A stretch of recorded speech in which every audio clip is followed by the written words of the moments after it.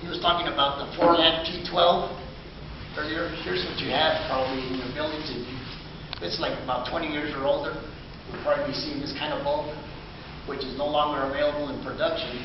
Just whatever's available out there is what's going to be left. So I suggest that if you go to repair any of these like this, at this time would be a good time to maybe start thinking about retrofitting, because you won't be able to find these the next couple of years. T12. So when he was talking about going to the 2-lamp fixture, this is the T8. 832 watts. This old one was 40 watts and went down to 34 watts. This is 32 watt. They come in 28 watt, 25 watt. And what's good about this is that once you do your retrofit, what he was talking about, the retrofit, there's kits out there that takes about 10 minutes to install. So you can use your old fixture, bring down the sockets, you install this new kit. It's got a reflector on it, and it's going to give you the more lumens, as he was saying, with only 2 lamps of these. They roughly run around $30 more or less, okay, for a retro kit. So it'd be a good time to start doing that if you need to do new repairs or have to repair your old lamps. It'd be a good idea to start doing them now. T5s are out there too. You can see how skinny this is here. This is a 54 watt T5. This is great for, like, say, warehousing. Puts out a really bright light. They're high output. They withstand the cold very well, as opposed to just regular fluorescent. They're instant start. You put sensors on them. We've got them a lot of warehousing with aisles that have individual sensors on them. So you walk through the aisle, the lights come on, you leave, they'll shut off. You know, there's areas where you don't need lighting the whole day, or people aren't going to be back in the whole day.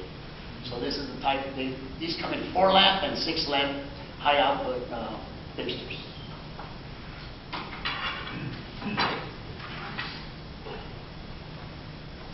LED. There we go. This is a dimmable power lamp, which basically you're going to use. If you see up here, these are power lamps. You can use these as opposed to as your regular incandescent lamps. And you can get them, like you said, the same color, 27K if you like it. The regular incandescent color would be a 27 Kelvin. Heat sinks. These are heat sinks for the LED, dissipate your heat. And these are made to be able to install into your cans, or you can use a retro kit, which also in the can does this. If you have a 6-inch can, 5-inch can, you can provide this LED retro. Very simple to install. You take out your bulb. It's got the trim on it already. And here's what we have. What you do, you take your old bulb out, screw this into where your bulb is, put these little things into the slot here, little things here, you can see them. Squeeze them, put them in, and you're set to go with LED. Right there. These are, they come in different colors also. So that's a very easy and quick way to do a quick retrofit in your business if you have downlighting. Also here, we've got, these come in par 20s. We've got smaller lamps, smaller headlamps. We've got these, it's an A19.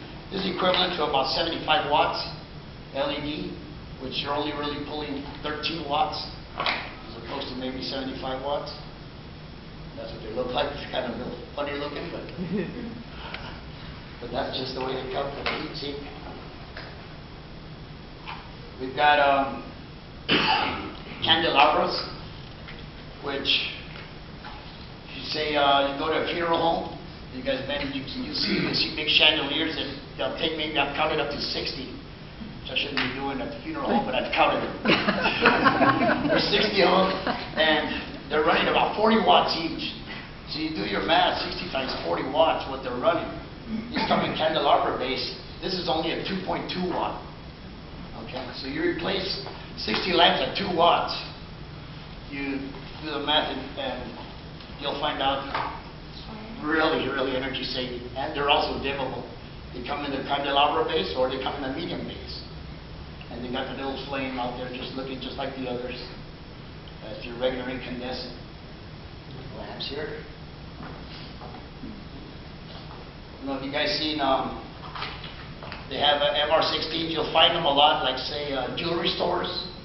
They like to shine up their nice diamonds and stuff like this.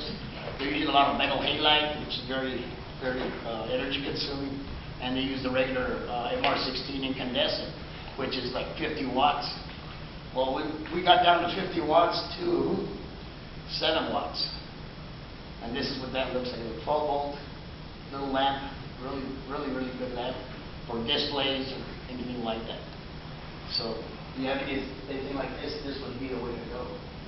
Like you see the difference between 50 watts and 7 watts, and you accumulate them. Now you have more. The good thing about LED too is that you're reducing your wattage. So as you reduce your wattage, you don't need to add extra circuits, or you'll alleviate your electrical panel by going LED or going compact fluorescent or reducing your wattage. So you don't have to add. You could add more lights now if you wanted to, and still not have to add any electrician go in there and add any different circuits or something like that. You got compact fluorescents. Of course, everybody's probably seen these. And these are the ones that come in different colors. Like I say, if you don't like the fluorescent look, which I don't in my house, so you go to 27 Kelvin, and it'll be a nice yellowish looking light for these. And these are also made in different wattages. This one here in particular is a 26 watt equals 100 watt. So that's very good savings there too. If you're stuck on incandescent, even halogens now, or the old halogen light incandescent now, used to be underwater now. They've reduced it to 72 watts. So that's another option there if you like to reduce your energy. Personally, I like this one better than these, but everybody's choice is different. I would go to different, you got lighting controls. Lighting controls, they save you more or less like about 35 to 50% if you use lighting controls of your savings in energy. And what these do is basically what we're talking about the sensors and the warehousing and stuff.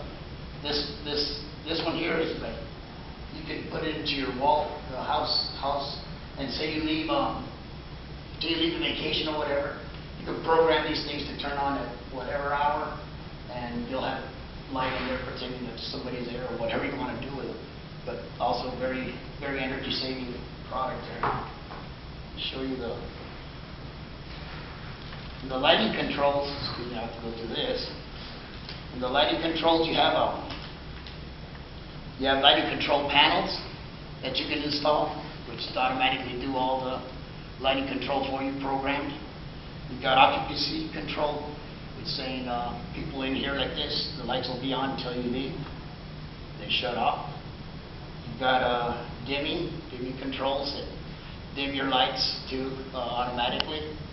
Coming from those, you've got scheduled base control, which is basically timers that you can just set regular timer to a certain hour to shut your lights off and come back on at a certain hour. And then you've got daylight harvesting.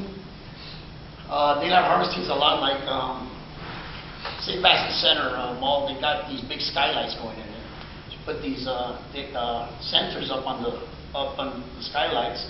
As the sun passes through this way, it adjusts your lighting to as the sun goes by, you're getting more light coming out of your fixtures or your lamps, as opposed to when it's right above it, it really dims it back down because you don't need that much light. So it's doing it automatically just by the way the sun rotates. So that's another